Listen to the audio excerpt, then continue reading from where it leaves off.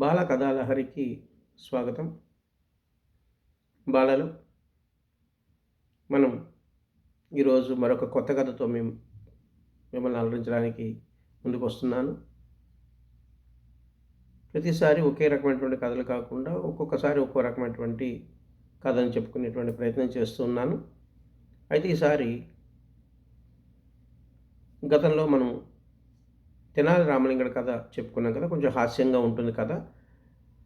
అలాగనే అక్బర్ బీర్బల్ సంబంధించినటువంటి ఒక కథ ఒకటి చెప్పదలుచుకున్నాను ఈరోజు. అక్బర్ బీర్బల్ అంటే వాళ్ళిద్దరూ కూడా ఒక మంచి సాన్నిహిత్యం ఉన్నటువంటి వ్యక్తులు. అక్బరు సభలో బీర్బల్ గారు పనిచేస్తుండేవారు. ఏవైనా సలహాలు, సూచనలు కావాల్సి వచ్చినప్పుడు బీర్బల్ గారి సహకారం తీసుకుంటుండేవారు అక్బర్. అలాగే ఇద్దరికీ కూడా మంచి మైత్రి ఉంది, స్నేహం ఉంది. కాబట్టి ఎక్కడికైనా వెళ్ళినప్పుడు ఇద్దరు కలిసి వెళ్తూ ఉండడం ఇలా జరుగుతూ ఉండేది. అయితే ఒకరోజు సాయంత్రం ఈ అక్బర్ బీర్బల్ కలిపి వ్యాహ్యాళికి వెళ్ళారు. వ్యాహ్యాళి అంటే మనం వాకింగ్ ఎలా చేస్తామో అలాగ నెమ్మదిగా నడుచుకుంటూ వెళ్తున్నారు. చుట్టూ ఉన్నటువంటి ప్రకృతి సౌందర్యాలన్నింటినీ కూడా చూస్తూ ఉన్నారు. చూస్తూ అలాగా చివరికి ఒక కోనేటి దగ్గరికి వచ్చారు. కోనేరు అంటే ఒక పాండ్ అనమాట, చెరువు లాంటిది. అక్కడికి వచ్చిన తర్వాత అక్కడ నీళ్ళల్లో కాస్త కాళ్ళు చేతులు మొహం కడుక్కొని అప్పుడు అక్బర్ గారు అన్నారట, ఈ నీళ్ళు ఎంత చల్లగా ఉన్నాయోను, మనం ఎంత డబ్బులు ఇస్తా అన్నా కూడా ఇందులో ఒక గంట నిలబడడానికి కూడా ఎవరో కూడా సాహసించరు, అంత చల్లగా ఉన్నాయి అని అంటే బీర్బల్ అన్నట్ట, లేదు మహాప్రభు, ఇవి మనలాంటి వాళ్ళకి అలా అనిపించవచ్చు, కానీ కొంతమంది ఏదైనా మనం ఇస్తాను అంటే ఇలాంటి పనులు చేయడానికి సిద్ధంగా ఉంటారు అంటే అలాగెవరో చేయరయ్యా అని చెప్పేసి అక్బర్ గారు లేదు చేస్తారని బీర్బల్ గారిలా వాదించుకున్నారు. వాదించుకుంటుంటే ఆఖరికి అక్బర్ గారు అన్నారట, సరే నువ్వు అది నిరూపించగలవా? ఎవరైనా సాయంత్రం 6 గంటల నుంచి ఉదయం 6 గంటల వరకు ఈ నీళ్ళల్లో గనక నిలబడినట్లయితే, కదలకుండా నిలబడాలి, బయటికి రావడానికి లేదు, అలా కనుక ఎవరైనా నిలబడినట్లయితే 500 బంగారు నాణ్యాలు ఇస్తాను, అది నువ్వు నిరూపించగలవా అన్నాడు. బీర్బల్, మీరు డబ్బులు ఇస్తా అంటే ఎవరైనా చేస్తారండి అంటే సరే అనుకుని ఇద్దరు మొత్తం మీద ఆ పందెం నిరూపించడానికి బీర్బల్ అది జరగదు అని చెప్పి అక్బరు ఇద్దరు అనుకుని ఆఖరికి నిర్ణయించుకున్నారు. సరే బీర్బల్ గారు మరుసటి రోజు రాజ్యంలో చాలామందిని విచారించి చివరికి ఒక బాగా పేదవాడైనటువంటి ఒక వ్యక్తిని చూశాడు. అతని దగ్గరికి వెళ్ళి, ఏమయ్యా, నువ్వు చాలా పేదరికంలో ఉన్నావు కదా, నీకు ఒక పని చెప్తాను, ఆ పని చేసినట్లయితే నీకు 500 బంగారు నాణ్యాలు వస్తాయి అన్నారట. అంటే, అయ్యో అంతకన్నా మహాప్రభు, చెప్పండి ఆ పని ఎటువంటిదోను, ఎంత కష్టమైనా సరే చేస్తాను అన్నట్టు. నువ్వేమీ శారీరక శ్రమ ఏమీ చేయక్కర్లేదయ్యా, ఈరోజు సాయంత్రం 6 గంటల నుంచి ఉదయం 6 గంటల వరకు, అదిగో అక్కడ కనబడుతుంది కోనేరు, ఆ కోనేటిలో నువ్వు నిలబడి ఉండాలి, బయటికి రాకూడదు ఎట్టి పరిస్థితుల్లో కూడా. చలి అని కానీ, శరీరం చల్లబడిపోతుందని కానీ ఇంక ఏమీ అనకుండా సాయంత్రం 6 గంటల నుంచి ఉదయం 6 గంటల దాకా అందులో నిలబడాలి. అది ఎంత పని అండి, తప్పనిసరిగా చేస్తాను అన్నట్టు. సరే రాజుగారికి ఈ విషయం తెలియజేశారు. తెలియజేసిన తర్వాత ఆ రోజు సాయంత్రం ఇతను వెళ్ళి ఆ నీళ్ళల్లో దిగాడు. అలాగే నిలబడ్డాడు. పాపం డబ్బు కావాలి కాబట్టి ఆ చలిని ఓర్చుకుంటూ అలా నిలబడ్డాడు. పొద్దుట 6 గంటలు అయిన తర్వాత అతను బయటకు వచ్చిన తర్వాత తిన్నగా రాజదర్బార్కి వెళ్ళాడు. అక్బర్ గారు సభ తీర్చున్నారు. అయ్యా మహాప్రభు, మీరు ఇలాగా చెప్పారట, బీర్బల్ గారు నాతో చెప్పారు, కాబట్టి నిన్న సాయంత్రం 6 గంటల నుంచి ఉదయం 6 గంటల దాకా ఆ నీళ్ళల్లోనే నేను ఉన్నాను,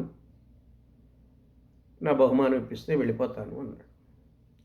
అయితే ఇదంతా కూడా రాజుగారు కాబట్టి వాడు బయటికి రాకుండా ఉన్నాడా లేదా అనేది ఒక భటుని ఏమైనా కాపలా పెట్టి ఉంటారు, చూస్తూ ఉన్నారు. కాబట్టి అతను చేసిన పని అయితే ఖచ్చితంగా చేశాడు, దాంట్లో ఎటువంటి సందేహం లేదు. అయితే అక్బర్ గారికి అంత తొందరగా ఓటమిని ఒప్పుకోవడం ఇష్టం లేదు. కాబట్టి సరే బాగానే ఉందయ్యా, నువ్వు సాయంత్రం నుంచి పొద్దుట దాకా నిలబడ్డావు, కానీ ఎలా నిలబడి ఉండగలిగావు అంటే అతను అన్నట్ట, అయ్యా మహాప్రభు, అక్కడ దూరంగా ఒక గుడిసెలో ఒక దీపం వెలుగుతూ ఉందండి. ఆ దీపాన్ని చూస్తూ నేను ఏకాగ్రంగా అలా ఉండిపోవడంతో నాకు చలి తెలియలేదు అన్నాడు. అంటే నువ్వు ఆ దీపం వలన వేడిమిని పొందావు కాబట్టి నువ్వు ఈ పందెంలో ఓడిపోయావు అని చెప్పి నీకు బహుమానం ఇచ్చే పని లేదు అని చెప్పి పంపించేశారట అక్బర్ గారు. ఏంటి చచ్చి చెడి రాత్రంతా చల్లు అలాగా వణుకుతూ నిలబడి ఉంటే రాజుగారు ఇలాగన్నారేంటి అని చెప్పి తిన్నగా బీర్బల్ దగ్గరికి వెళ్ళాట. వెళ్ళి మహాప్రభు జరిగింది ఇది, మరి నాకేదో బహుమానం వస్తుందని చెప్పేసి అంటే నేను శ్రమ కోర్చి పనిచేశాను, నాకు ఆ బహుమానం ఎలాగైనా ఇప్పించాలి అని చెప్పేసి అంటే నీకెందుకయ్యా, నువ్వు వెళ్ళు, నేను ఆ బహుమానం పట్టుకొచ్చి ఇచ్చే బాధ్యత నాది అని చెప్పేసి అన్నారట బీర్బల్ గారు. అనేసి ఇంకా ఆయన రోజు సభకి వెళ్ళలేదు. అక్బర్ గారికి బీర్బల్ గారు లేకపోతే అసలు తోసదు. అయితే కొంతసేపు చూశాడు, బీర్బల్ ఇంకా రాలేదు. బీర్బల్ గారు ఇంకా రాలేదంటే బీర్బల్ గారు ఇంకా రాలేదేంటి అంటుంటే అక్కడ ఉన్న వాళ్ళందరికీ ఏంటంటే ఈ వీళ్ళిద్దరి మధ్యన సాన్నిహిత్యం చూస్తే కొంత అసూయ, ఈర్ష్యాను. మహాప్రభు, మరి మీరంత చనువిచ్చేస్తున్నారు, అలాంటి వాడు సమయానికి ఎందుకు వస్తాడు రెండు సభకి లాగా అని చెప్పేసి ఏదో మాట్లాడారు. అలా కాదు, ఒకసారి బీర్బల్ దగ్గరికి వెళ్ళి పిలుచుకురావయ్యా అని చెప్పేసి ఒక భటుని పంపించారట. బీర్బల్ గారి దగ్గరికి వెళ్ళి ఆ భటుడు, అయ్యా మహాప్రభు ఇప్పుడు రమ్మంటున్నారు మిమ్మల్ని అన్నట్టు. వచ్చేస్తానయ్యా, నేను వంట చేసుకుంటున్నానని చెప్పు, వంట చేసుకుని భోజనం చేసేసి వచ్చేస్తాను అని చెప్పేసి అన్నాడు. సరే వీడిలో కబురు చెప్పాడు. ఒక గంట గడిచిపోయింది, బీర్బల్ రాలేదు. మళ్ళా గంట పోయిన తర్వాత ఇంకొక సైనికుడిని పంపించాడు. అతను కూడా బీర్బల్ దగ్గరికి వెళ్తే బీర్బల్ అదే నాకు ఇంకా వంట అవ్వలేదయ్యా, వంట చేసుకుని వస్తాను నేను అని చెప్పేసి. అలాగా సాయంత్రం అయిపోతుంది, బీర్బల్ రాలేదు. ఎవరు కబురు వెళ్ళినా కూడా నేను వంట చేసుకుంటున్నాను, వంట అవ్వలేదు అని అంటున్నాడు. ఇంకా రాజుగారికి అనుమానం వచ్చింది, ఇదేదో బీర్బల్ ఏదో ఎత్తుగడ వేసి ఉంటాడు, అందుకని ఇదేదో తెలుసుకోవాలి అని చెప్పి తిన్నగా బయలుదేరి ఆ బీర్బల్ దగ్గరికి వెళ్ళాడు. వెళ్ళేటప్పటికి బీర్బల్ అలా కూర్చుని ఉన్నాడు. కిందన ఒక పొయ్యి ఒకటి వెలుగుతుంది. పైన బాగా ఎత్తులో ఒక ఉట్టెలో ఒక కుండ పెట్టి అందులో బియ్యం పోసి ఆ పైన పెట్టాడు. అక్బర్ వెళ్ళి ఏం చేస్తున్నావేంట? అన్నం వండుతున్నానండి అన్నాడు. ఏది అన్నం ఏది? కింద పొయ్యి ఉంది, పొయ్యి మీద పొయ్యిలో మంట ఉంది, బియ్యం ఎక్కడ పెట్టావు అంటే అదిగోండి పైన కుండలో పెట్టానండి. పిచ్చోడా, ఇక్కడ ఉన్నటువంటి పొయ్యిలో ఉన్నటువంటి మంటకి పైన ఉన్న అన్నం ఉడుకుతుందయ్యా అంటే, మహాప్రభు ఎక్కడో పూరి గుడిసెలో ఉన్నటువంటి దీపము కాంతి ఇక్కడ చెరువులో నిలబడ్డవాడికి చలి లేకుండా చేసినప్పుడు ఈ మంట ఇళ్ళ అన్నాన్ని ఎందుకు ఉడికించదండి, ఆ బియ్యాన్ని ఎందుకు ఉడికించదు అన్నట్టు. అక్బర్కి అర్థమైంది, తనని ఈ విధంగా జ్ఞానోదయం చేయడానికి బీర్బల్ పని చేశాడు అని అర్థమయ్యి తప్పైందయ్యా, అతనికి బహుమానం తప్పనిసరిగా ఇస్తాను, రా నువ్వు ముందు సభకి రా అని చెప్పేసి అతన్ని వెంట పెట్టుకుని సభకు వెళ్ళాడు. అంటే ఇక్కడ మనం గమనించవలసింది, అక్బర్ గారికి నేను రాజుని, నేను అన్నమాటే కరెక్టు అనేటువంటి ఒక గర్వం అనేది ఉంటుంది. దాన్ని ఎవరైనా ఎదిరిస్తే అది కాదు అని చెప్పాలనేటువంటి భావన కూడా ఉంటుంది. మరి చెల్లో నిలబడ్డ వాడికి ఎక్కడో ఉన్నటువంటి, అంటే వాడు కాన్సన్ట్రేషన్ అక్కడ పెట్టుకున్నాడు కాబట్టి, మనం ఎన్నో పని చేసేటప్పుడు ఏం చేస్తామంటే శ్రమను మర్చిపోవడానికి ఒక దృష్టి అనేది పెట్టుకుంటాం దాని మీద అయితే ఒక మంత్రం చదువుకోవడము, లేకపోతే ఏదన్నా ఒక పాట పాడుకోవడము, ఏదో చేస్తూ శ్రమ మర్చిపోతూ ఉంటాం. అలాగే వాడికి ఆ చలి మర్చిపోవడం కోసము వాడు ఏం చేశాడు, దీపాన్ని చూస్తూ కూర్చున్నాడు. ఎక్కడో ఉన్న దీపం ఇక్కడికి వేడికి ఎలా ఇస్తుంది వీడికి?